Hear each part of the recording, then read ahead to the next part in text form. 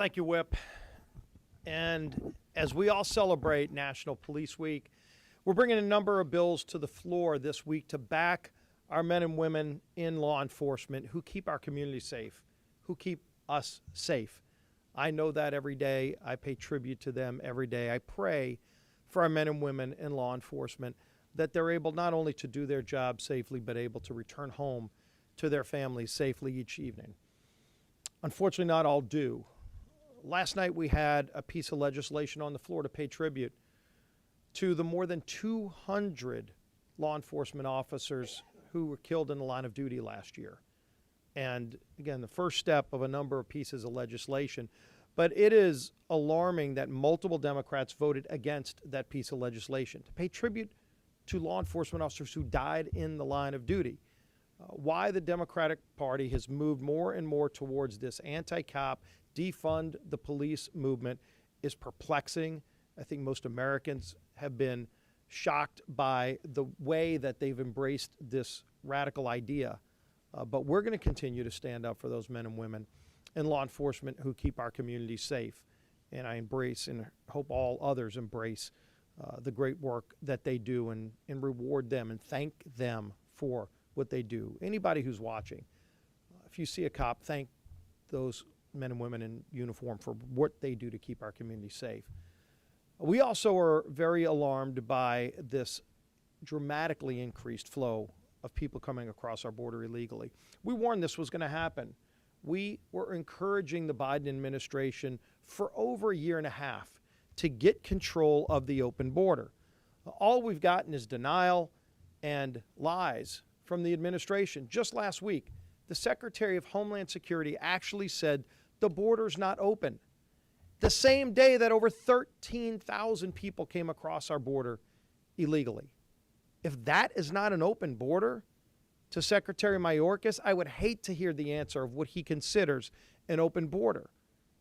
You saw the same thing from other people in the Biden administration. They think if they just ignore this problem, mislead the public about this problem, that it'll go away. It's not going away. It's only getting worse. One of the bills that we're bringing to the floor this week by Congressman Garbarino says that if somebody attacks a law enforcement officer who is here illegally, that would be a deportable offense. We just saw the disgrace, as Mike Lawler talked about, that the Biden administration actually prioritized people that are here illegally over military veterans. I did not hear a peep from anybody in the Biden administration when those reports started coming out and then were confirmed that in some case American taxpayer dollars were used to kick veterans out of a hotel to replace them with people here illegally. If Americans knew their tax dollars were going to that, and this president says he can't find any savings, I'll tell you one of the first areas of savings we should find is say no more dollars will be used to kick homeless veterans out of a hotel to replace them with people here illegally. People are seeing this. People are angered by it. They watched multiple people on the terrorist watch list get caught last week coming across our border illegally. Those are just the ones we caught.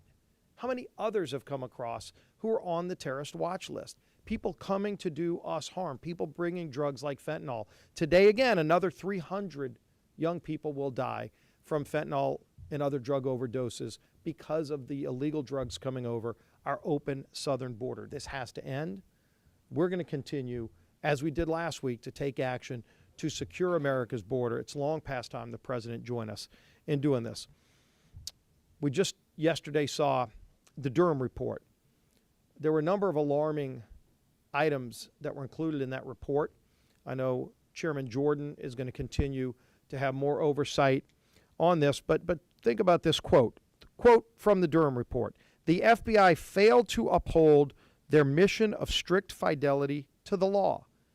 They actually identified an FBI agent who knowingly made misrepresentations to the FISA court to spy on an American citizen. Where's the accountability for this? Who is being held accountable? These are the questions that we're going to continue to ask. And then finally, as the debt ceiling conversations, I'm not even sure if their negotiations continue. The House, as has been pointed out many times, is the only body that's actually acted to address the debt ceiling. we took action to address not only the debt ceiling, but the spending problem that got us here in the first place.